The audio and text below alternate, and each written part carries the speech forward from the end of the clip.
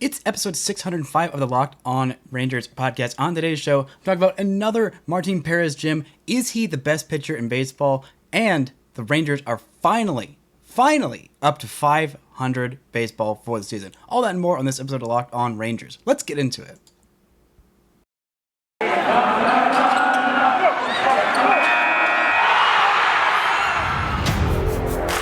You are Locked On Rangers, your daily Texas Rangers podcast.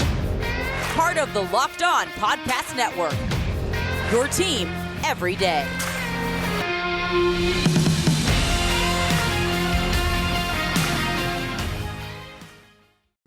You are Locked On the Texas Rangers. I'm Bryce Patrick, a cripplingly addicted Texas Rangers fan since 2010, the founder and host for all 4 seasons of this Locked On Rangers podcast. It is Wednesday, June 1st. We finally made it to June. We are not by the spring calendar or whatever. We're officially in the summer. It's past Memorial Day. It's June, and the Rangers are 500. They are 24-24, still third in the American League West, but they are playing some fantastic baseball, and I am going to talk all about how great they have been so far in the month of May, and hopefully will be in the month of June. But thank you all so much for making Locked On Rangers your first listen every single day. If you're not already, you can go ahead and follow me on Twitter at Bryce Patrick. You can follow the show at Locked On Rangers, and you can subscribe on YouTube, where the best way you can help is to subscribe there and comment anything below. Comment Martin Perez is amazing. Comment nice shirt. Comment I don't know, Astros suck.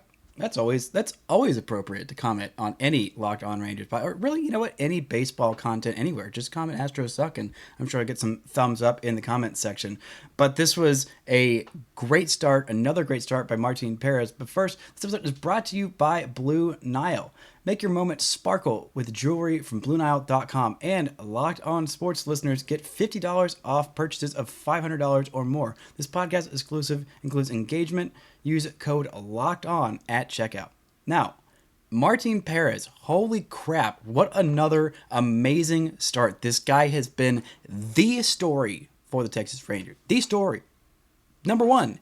Not 1A, not 1B, not 1 whatever. It is number 1. The next story is like number 4 on the list of things that have been important going on for these Texas Rangers this year. He has been fantastic. 7 shutout innings, only 3 base runners in this one against a really good Rays team. It's a really good offense that just put up quite a few runs on the Rangers yesterday. I know it was Glenn Otto, and he is not quite the same pitcher as Martin Perez. That's fine. But Martin Perez, oh my gosh, again, and another great day for the bullpen shutout innings. Perfect shutout innings from John King and Joe Barlow. The Rangers offense wasn't able to do very much in this one. I'm always confused when people don't do that much against Ryan Yarbrough. I know it's different facing a major league pitcher in real life versus on the show, but the guy does not throw very hard. He is a very literally the definition of a crafty lefty. I'm pretty sure his fastball tops out at like 72 miles an hour. Not really, but he is a very, very slow pitcher, but a very effective one for this Rays team. All the Rangers runs came off of home runs. Corey Seager's 11th, which still leads all Major League shortstop and puts him tied for top 5 in the American League with 11 on the season. A nice solo shot. He also had a home run against Ryan Yarbrough in this very park in the World Series, which he won the World Series MVP, in case you didn't know. Also, another home run for Adolis Garcia, his 8th on the season. The dude continues to smack baseballs. Multi-hit game for Adolis Garcia in this one. A couple of runs driven in. Mitch Garver had his 6th double of the season. Semien had his 9th double of the season. So the Rangers were able to get some runners on base and runners in scoring position, but they were not able to really drive them in at all. I believe the only hit with a runner in scoring position was the home run by Adolis Garcia. They were 1 for 7 with runners in scoring position this one, but they're pretty darn aggressive on the base paths, as they have continued to be. The Rangers, by the way, are 2-0 undefeated in the Josh Smith era, who reached base. He only had 3 plate appearances, and he got hit twice, both by Ryan Yarbrough. And if you're going to pick a starting pitcher to get hit by, the guy who's not throwing very hard in Yarbrough, that would be the guy that I would pick, honestly. He got hit by pitches twice in this one, but he was able to get his first Major League stolen base. Eli White had his 9th stolen base of the season. Adolis Garcia had his 5th stolen base of the season, and Eli White did get caught trying to steal third base in this one. But the Rangers are going to continue to be aggressive on the base paths. They have been one of the best base running teams in all of baseball. But I got to go back to Martin Perez in this one. He has been unbelievable for the Rangers in the month of May, and just in general. He had one of the best months that any Rangers pitcher has ever had. He's had one of the best starts this season that any Rangers pitcher has ever had. Rangers PR tweeted out a couple of different things about him, a couple of different stats. He is the first MLB pitcher to allow 0 home runs in a month, which he pitched at least 40 innings. Since, for the Dodgers, Hyunjin Ryu did that in May of 2019. That season he pitched, or that month he pitched 45 and 2/3 innings. He's the first AL pitcher to do so since Clay Buchholz in June of 2015. Now that is a real throwback.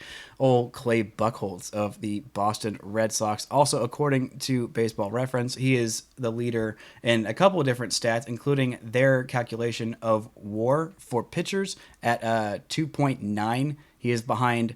The only Major League Baseball players he's behind are Manny Machado at 3.2, the Dodgers' Mookie Betts at 3.0, and Mike Trout at 3.0. That is some really fantastic company to be keeping. He's also leading all of Major League Baseball in ERA at 1.42. Next closest is old Nasty Nestor Cortez at 1.70. He's also the only qualifying pitcher not to allow a home run yet this season. He's done that through 63 1/3 innings, and I'm telling you, I need to go back in time and slap myself right in the freaking face for rolling my eyes and saying, meh, okay, at this signing.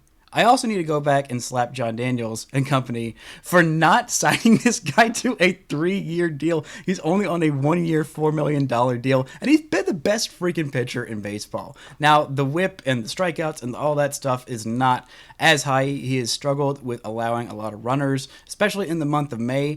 The first 2 starts were kind of rough for him, but he has bounced back. I mean, even his rough starts, he hasn't allowed more than 3 runs, or 3 earned runs, I should say, in a start this year. Even his rough starts at the beginning of the year, 3 earned runs in 4 innings, 3 earned runs in 4 innings against the Rockies and Angels respectively, then 6 shutout innings against Oakland, and 7 innings of 1-run ball against Houston. Now, in the month of May, he was just absolutely outstanding. A .64 ERA for the month.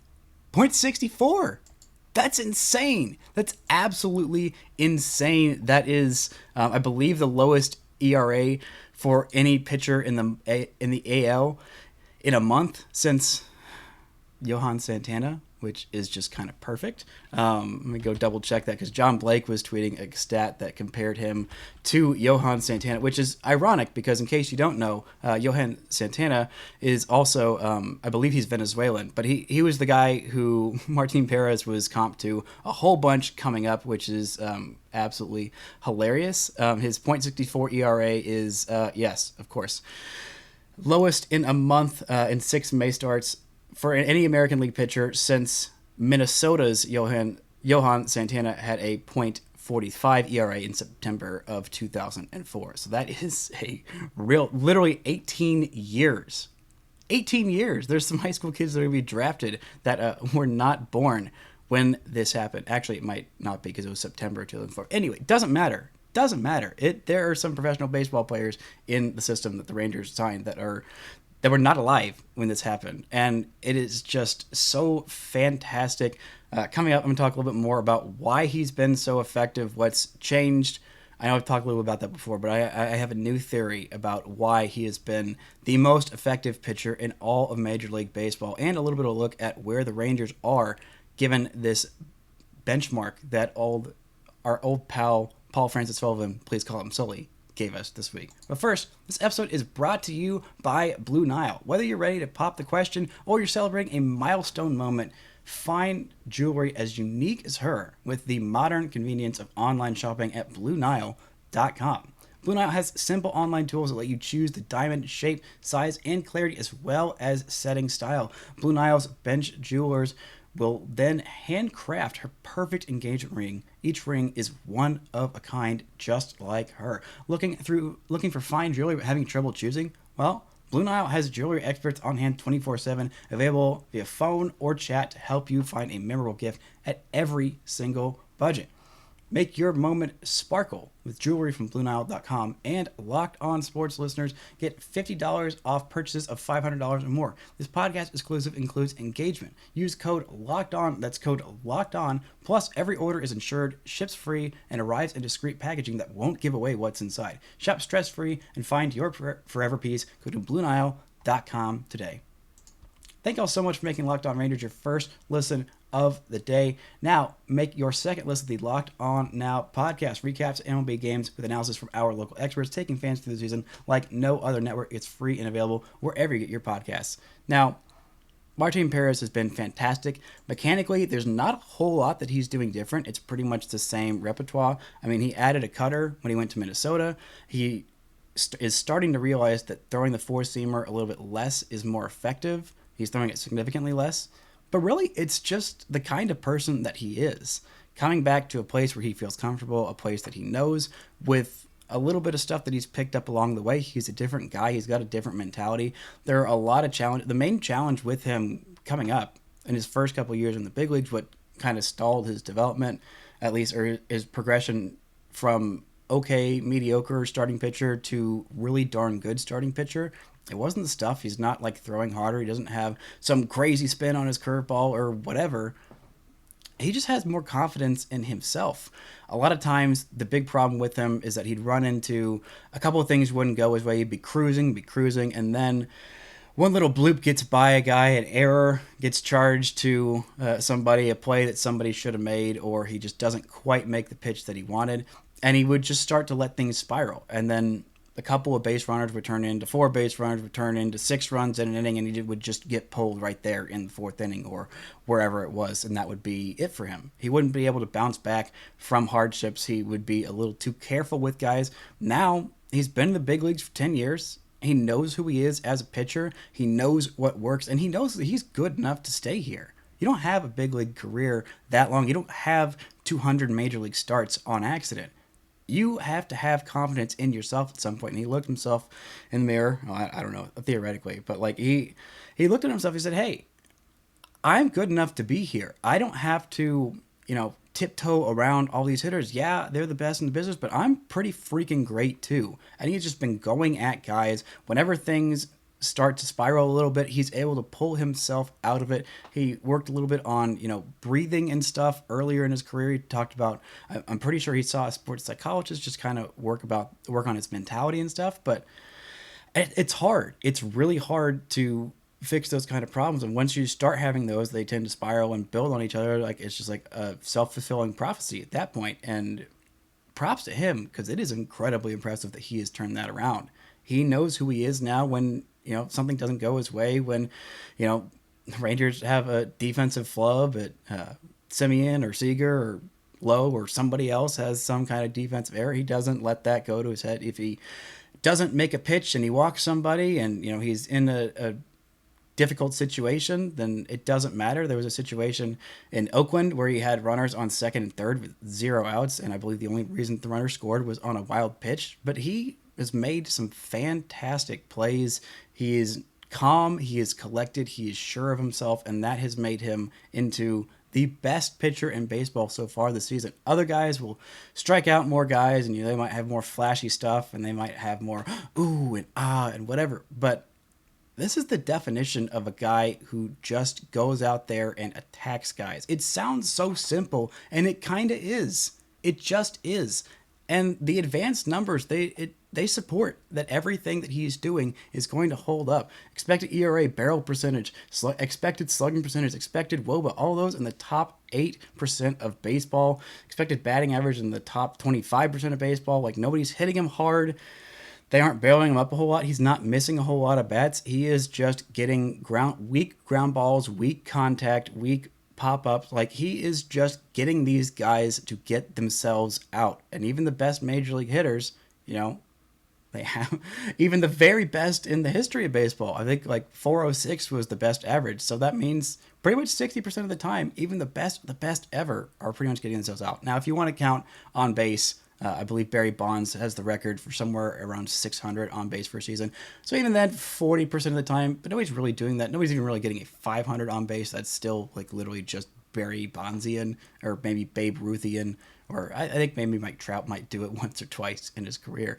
But still, more than half the time, these guys are getting themselves out. So just trust your stuff to be good enough. And he has been absolutely dealing for the Rangers. I talked a little bit about it before, of speculating should the Rangers try and trade him and sign him back. I think that is a bit of a doozy if you want to trade him and say, hey, we're going to trade you to a contender and maybe come back. But these Rangers are 500.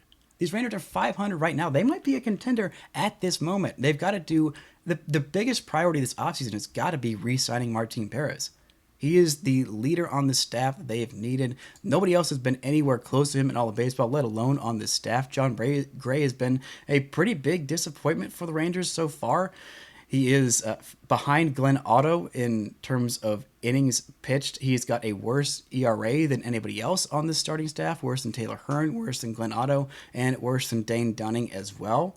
He has been in a rough way. And the Rangers have needed every bit of Martin Perez to carry them through John Gray's struggles. Now, I think that John Gray is going to figure it out. I don't think he's going to have an ERA over 5.5 at the end of the year. I'm really hoping not, because that would be a huge problem for the Rangers. But Texas has needed every bit of Martin magic, and I am so happy that he is back. I'm so happy that he is thriving, and I cannot fathom the amount of rage I will feel if the Rangers let him go, either by trading him or not signing him to a big extension either during the season or re-signing him during the offseason. Now, we're going to take a quick break. When we come back, I'm going to look a little bit about how good this team has been in the month of May and what that might mean for this team's second 2/3 of the season. But first, this episode is brought to you by BetOnline. Our partners at BetOnline continue to be the number one source for all of your betting needs and sports info. Find all the latest odds, news, and sports developments, including this year's NBA Finals, Major League Baseball scores, fights, even next season's NFL futures. BetOnline is your continued source for all of your sports wagering information, from live betting to playoffs, esports, and more. Head to the website today or use your mobile device to learn more about the trends in action. BetOnline, it's where the game starts.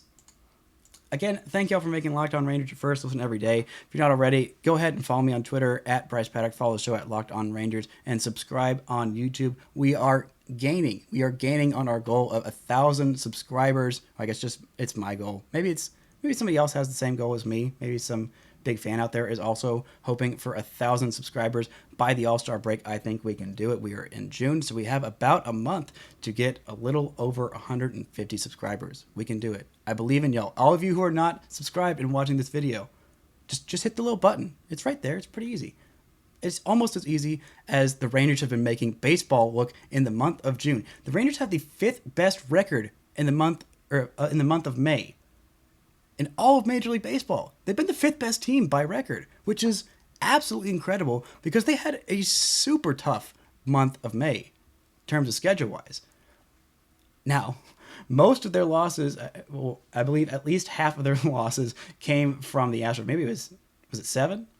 Was it 6? It was a lot of losses. It was a lot of losses against the Astros. The Astros were best in baseball, 21-8. Now, a lot of those close losses in Houston when the Rangers went lost 3 and only won 1 in that 4-game series, really close, and all of them probably should have scraped out at least one more of those, but it's fine. Dodgers were the 2nd best record at 20-9. Yankees 3rd best, 19-9. Mets 4th best at 19-10, and the Rangers coming up in 5th, 17-10.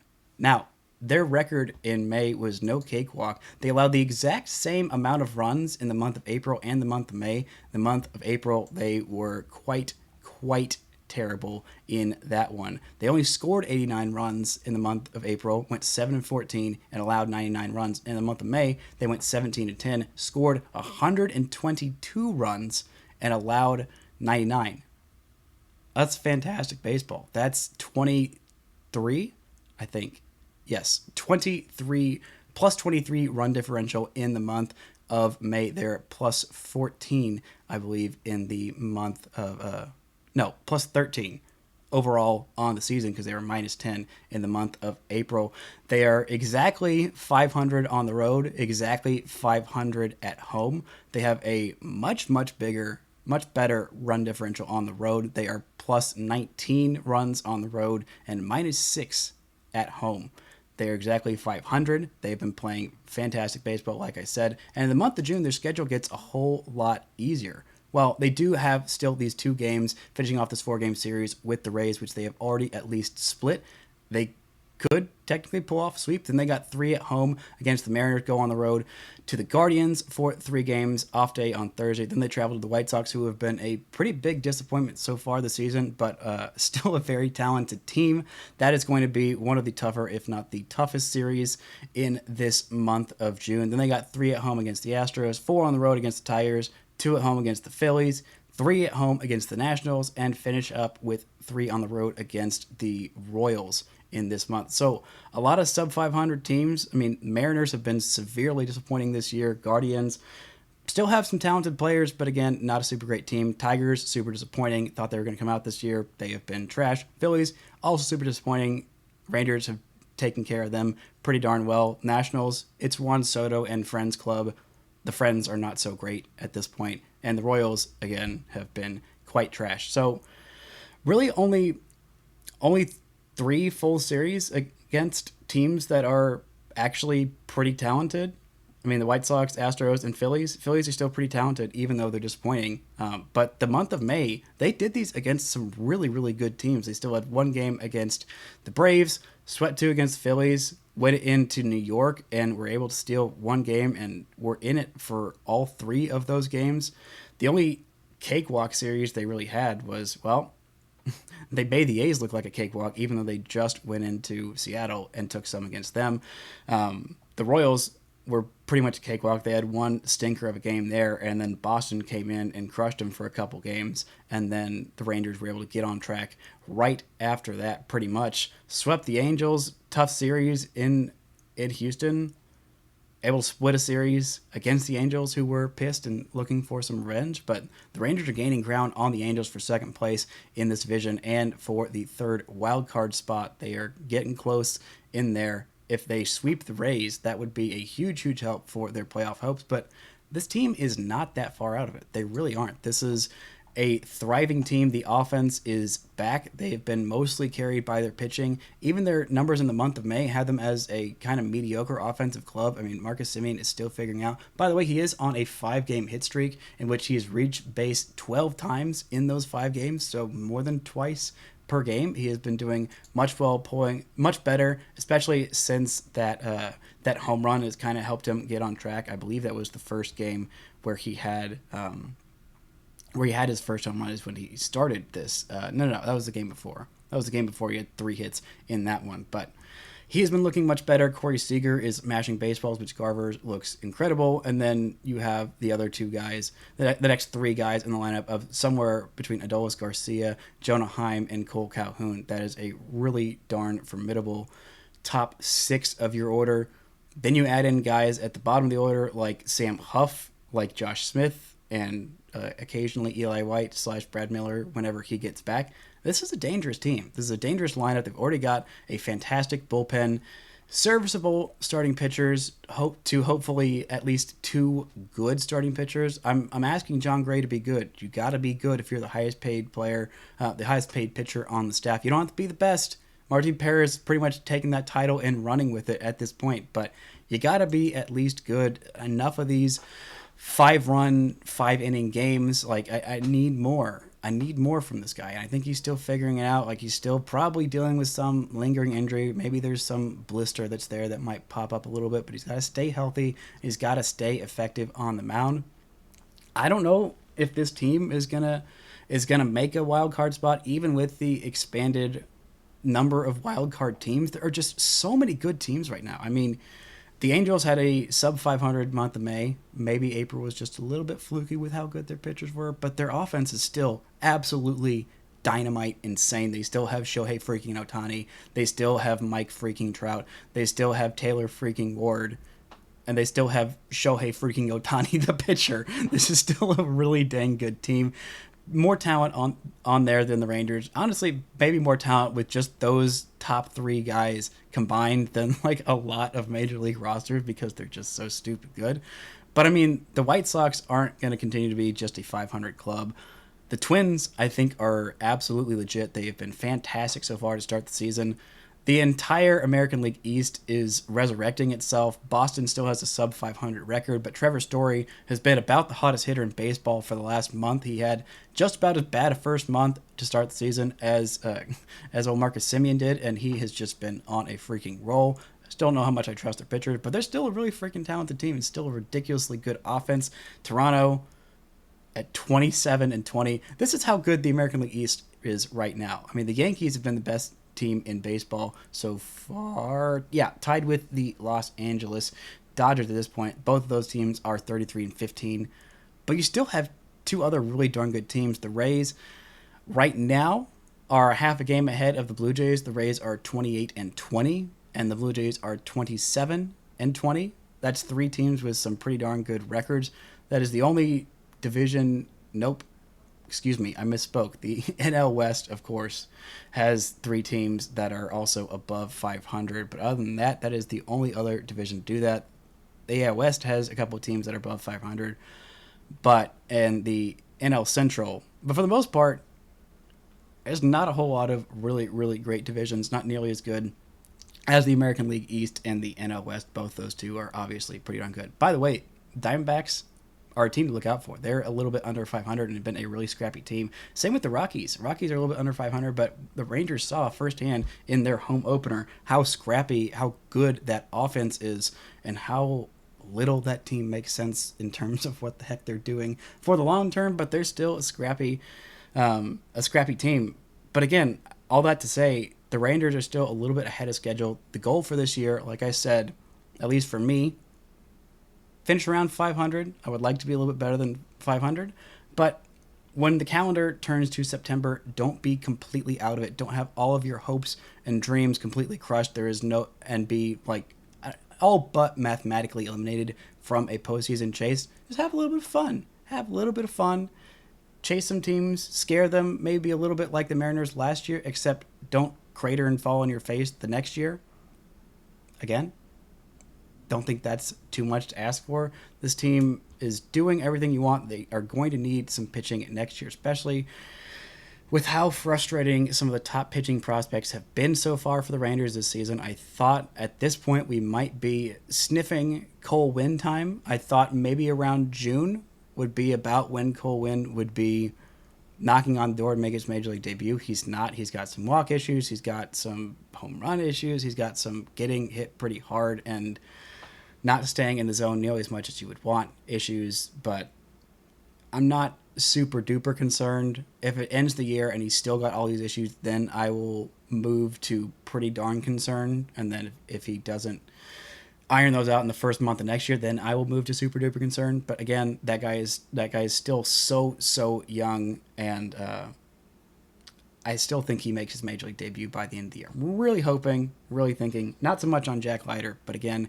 this team will need some pitching, and at this point, the offense is starting to find itself. It is a very deep offense. The top of the lineup should be as good as just about anybody in baseball once Semien starts really finding his form and hitting more than just one home run. I know I said that I would be happy once he had one and I would shut up about it, but that's a lie. They still have Jonah Heim's been incredible. Corey Seager been incredible. Adolis Garcia, still kind of about the same player as he was last year, but just hitting the ball a little bit harder, a little bit less great on defense, but still a valuable major leaguer. Last year he had a nearly 4 WAR. This year he is at 0.6, 9th on the team. It's kind of crazy the amount of relievers that are in the top 10 in terms of baseball reference WAR on this team. You got Brock Burke, who has been worth 1 WAR already, nearly not even a third of the way through the season as a reliever. That's pretty incredible. Joe Barlow, 0.7. Dennis Santana, 0.7. I think that's it. Yeah, that's it. There were more once, but since Mitch Garver has been started doing so well, and Glenn Otto and Dane Dunning have started turning it around, it's looking a little bit more like you would think. Eventually, Marcus Semien should make his way into the top 12, if not the top 5 in WAR on this team. But again, top 5 team in all of baseball in the month of June, with how difficult a schedule they had, that is super impressive. I'm hoping for another better than 500 month out of the Rangers in June. This last month with their first over 500 winning month of baseball since June of 2019. I think this June they can do it again. So it won't be 2 years and 11 months in between them having another winning month. This is a decent team. This is a scrappy team. If they fall back just a little bit, don't be surprised if Martin Perez comes down to earth and doesn't actually look like Johan Santana for the rest of the year. That's fine. He's still a huge bargain signing, and the Rangers still need to make him part of their rotation moving forward and make that a huge priority. But again, this is a fun freaking team and a fun point. This is, in terms of the timeline of professional sports teams, this is about the most fun you're going to have, because you go from absolute garbage despair to fun, scrappy team with no real expectations, but they're a little bit better than you expected, so they're a whole lot of fun. So every win is gravy, every loss kind of rolls off your back a little bit easier. And then once you start to have the expectations, it starts to get a little more nervous, and sometimes a little bit less fun, unless you're in the middle of a dynasty, which even then, it's still very, very stressful, I should know, as an Alabama football fan. I should know about dynasties. And I also know about watching some crappy baseball, because I've watched it quite a bit the last couple of years with these Rangers. But this is a fun place for this Rangers team to be. The month of June is going to be a good one. Hopefully the Rangers can take the series win with a win tonight against the Tampa Bay Rays. Going to be a pretty fun one. In tonight's game is going to be a pitching matchup of John Gray versus former Ranger great Jeffrey Springs, of course. Thank y'all so much for listening, making this your first listen every single day. For your second listen, check out the Locked On MLB podcast. Paul Francis Sullivan, please call him Sully. He gives you his unique perspective on the Major League's past and present. I'm going to be on Paul's show, Locked On MLB. We're going to record this either this afternoon or tomorrow or sometime in the very, very near future, talking more about this Rangers team, more big picture stuff, and all that good stuff. I'll talk a little bit more once we hit 50 games. I think that'll be on Friday, about a little bit bigger picture of where this team is, a little bit more evaluation on guys through 50 games coming up later on this week. But thank y'all so much for listening, and until next time, don't forget to enjoy baseball.